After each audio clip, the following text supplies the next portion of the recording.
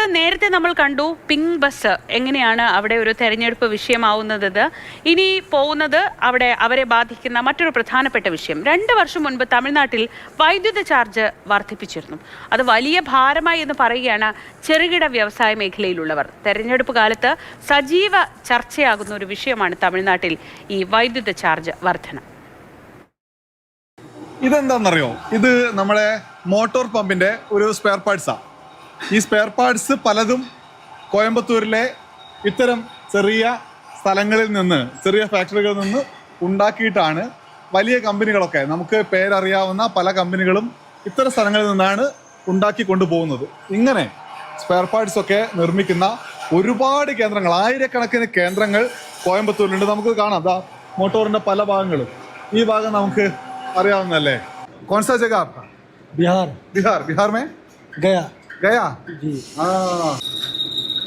ഈ സ്ഥലങ്ങളിൽ നിന്നൊക്കെയാണ് spare parts ഉണ്ടായിക്കൊണ്ടിരിക്കുന്നത്. നമുക്ക് ദൃശ്യം കാണാം. സ്പെയർ പാർട്സ് ശരിയായിക്കൊണ്ടിരിക്കുകയാണ് ഇദ്ദേഹം. ഇത്തരം ചെറുകിട നിർമ്മാണ യൂണിറ്റുകളിൽ മഹാഭൂരിപക്ഷവും പണിയെടുക്കുന്നത് മറ്റു സ്ഥലങ്ങളിൽ നിന്ന്, ബീഹാറിൽ നിന്നോ UP-യിൽ നിന്നോ ഒക്കെയുള്ള ആളുകളാണ്. തമിഴ്നാട്ടിലുള്ള ആളുകൾ കുറവാണ്.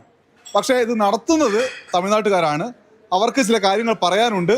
அது ഈ മേഖലയിലെ சில விஷயங்களாണ്. ஆனால் இந்த செக்டரில் என்னென்ன இருக்குன்னு, எங்கள் செக்டரில் ஃபஸ்ட்டு வந்து ஆள் பற்றாக்குறை இருக்குது ஒன்று. அப்புறம் கவர்மெண்ட் தரப்புல கரண்ட் பில் ஜாஸ்தி இருக்குது. கரண்ட் பில் ஜாஸ்தி இருக்கிறதுனால தொழில் வந்து நடத்த முடியல. வணக்கம். வணக்கம்ண்ணா. உங்கள் பேருண்ணா? பிண்டு. ஆமாங்கண்ணா. எவ்வளோ நாளாக இங்கே வேலை பண்ணிட்டு இருக்கு? இங்கே ஒரு 7 வருஷம் ஆயிடுச்சு. 7 வருஷம் ஆயிடுச்சுண்ணா. ஓகே. சாலரி எல்லாம் ஏறி இருக்கா? ஆமாண்ணா. நல்லா இருக்குல்ல? நல்லா தான் இருக்குது.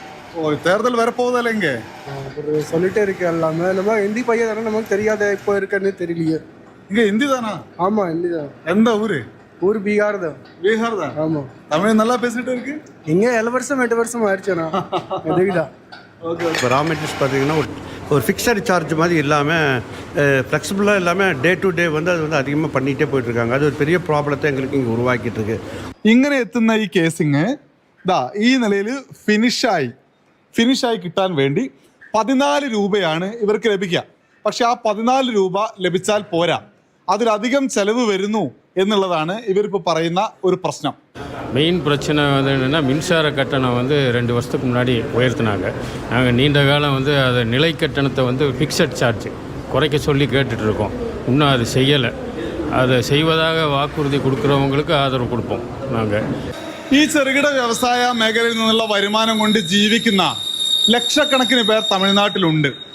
അപ്പോൾ ഈ മേഖലയിലെ വൈദ്യുതിയുടെ വർധനവ്, ഒപ്പം തന്നെ മറ്റു ചിലവുകൾ വർദ്ധിച്ചതൊക്കെ അവരുടെ ജീവിതത്തെ ബാധിക്കുന്നുണ്ട്.